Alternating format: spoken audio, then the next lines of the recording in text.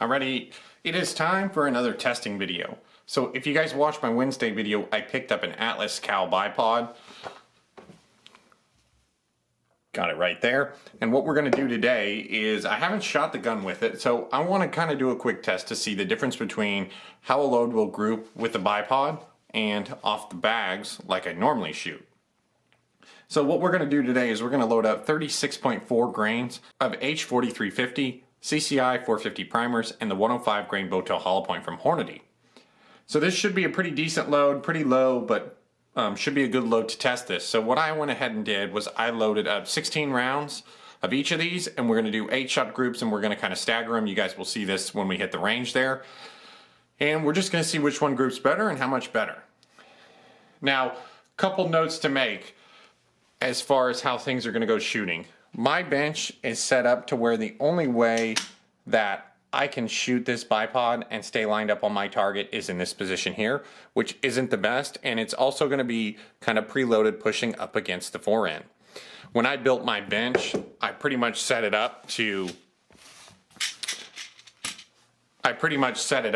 shoot off the bags all the time, and it's just barely doable to shoot off a bipod. So this probably is putting our bipod at a little bit of a disadvantage, but that's just the way it's going to be today. So let's get out on the range and let's see which shoots a better group, the bipod or 2 bags. Alrighty, we are out on the range here. This is my Seekins Havak Hit, chambered in 6 GT, 24-inch barrel, 1 and 8 twist. We're at 100 yards, and as you can see, we've got our Atlas Cal Bipod on. So today we're going to kind of test to see group size, consistency, and things like that. Bipod versus a front and rear back. So obviously I've got the bipod on the front, and I've got my Armageddon gear game changer in the back here, and we're shooting a 105 grain Bowtail hollow point. Now what we're going to do is we're going to do 3-shot groups with the bipod, and then a 3-shot group with the bags, and then we're going to come back in the opposite order. We're going to shoot the bags and then the bipod again. So we'll kind of try to distribute out the barrel heat there, getting velocity through our lab radar. And the gun is cold too right now to start. Get the lab radar hooked up here. Now it is a little bit windy today.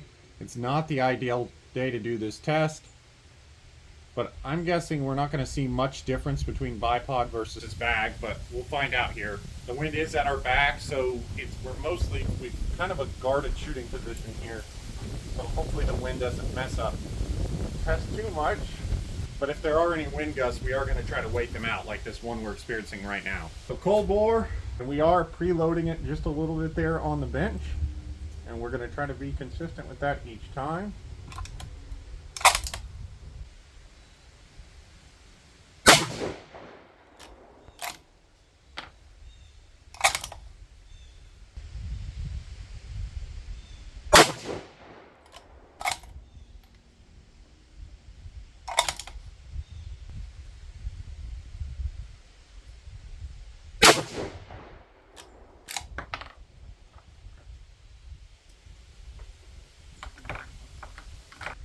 All right, so we're going to go ahead and we're going to switch our shooting setup here.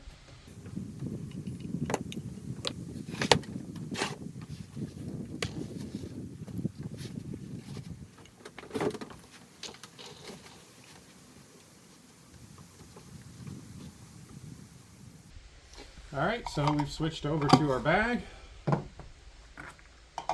we're going to do 3 shots.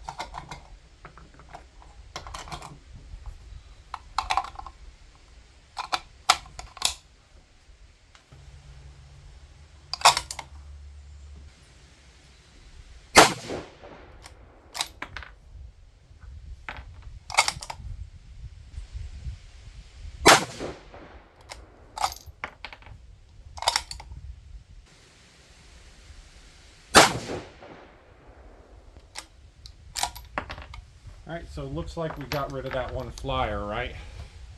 That we had when we were shooting just off the bipod. But then again, this is a pretty small sample size, just 3 shots there. And what I'm going to do to kind of try to distribute out barrel heat to give the bipod the best shot and give the bag kind of an even shot, I think I'm going to go back to the bipod shoot 5, and then to the bag and shoot 5. So let me go ahead and switch those out.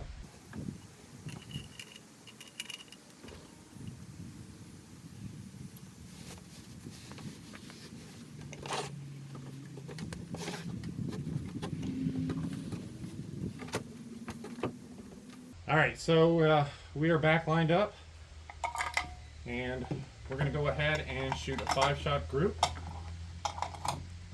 with bipod and rear bag.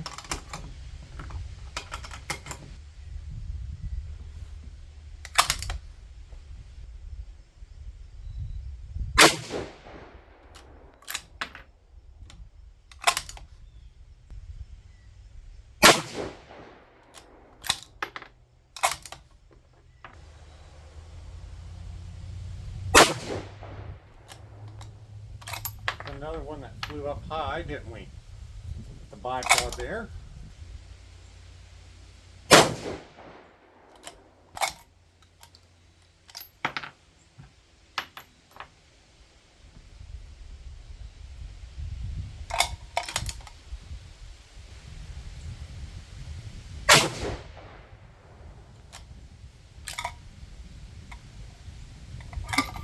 Kind of flew out to the left, didn't it? Now, we did kind of get a little bit of a wind gust with that one when we were shooting it, but you know, it's a windy day. There's really nothing I can do about that.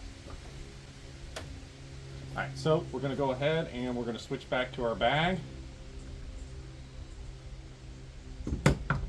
which I talked about this clamp the last time we were or on the Wednesday video there, and still seems to be working pretty good now. Again, there's just a few shots through it, but coming on and off pretty easy, which is good.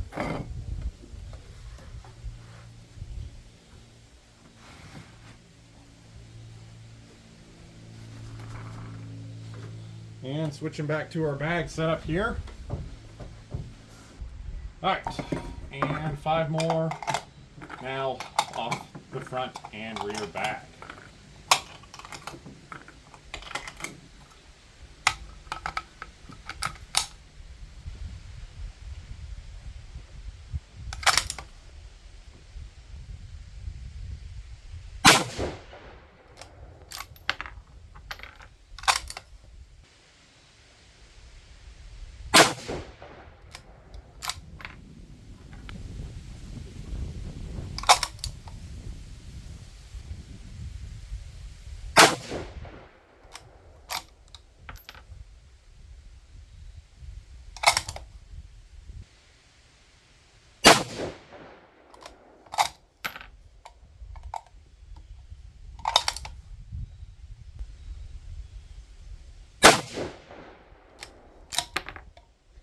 All right.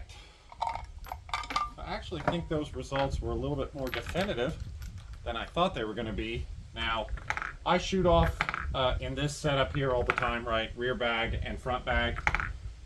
So I guess I'm a little bit more practiced in this situation here.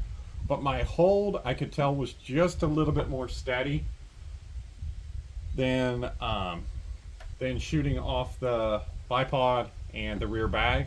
Now, we averaged 2883 feet per second with an 11.2 SD, so pretty decent consistency for velocity, and that was over 16 shots.